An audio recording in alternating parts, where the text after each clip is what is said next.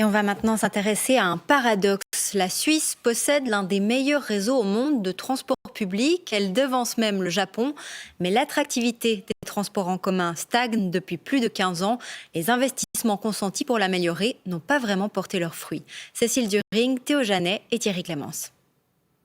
La Suisse possède l'un des meilleurs réseaux de transport public au monde, un réseau sans cesse amélioré. Mais depuis 15 ans, question attractivité, il est en état de stagnation.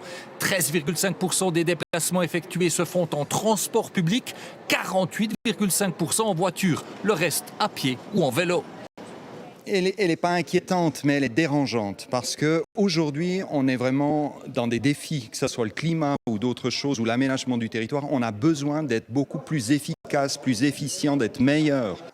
Alors comment booster ces transports? L'Union des transports publics a sa petite idée, 38 mesures préconisées comme augmenter l'offre existante, réaménager le territoire, jouer sur les coûts ou alors embêter les automobilistes. Option choisie à La Chaux-de-Fonds, la seule ville qui n'avait pas d'horodateur. Eh bien, c'est fini, la voiture n'est désormais plus reine.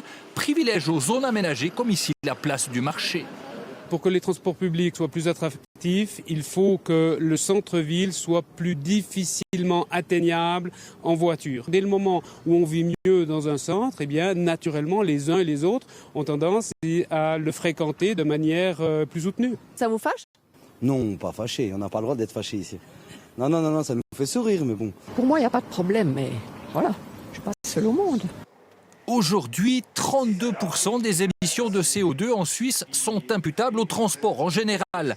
1 kilomètre en transport public émet 7 fois moins de CO2 que le même kilomètre parcouru en voiture.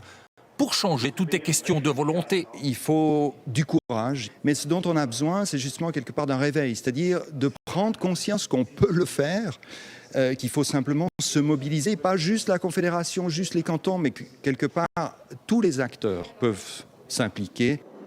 Tout est donc question de volonté, de priorité.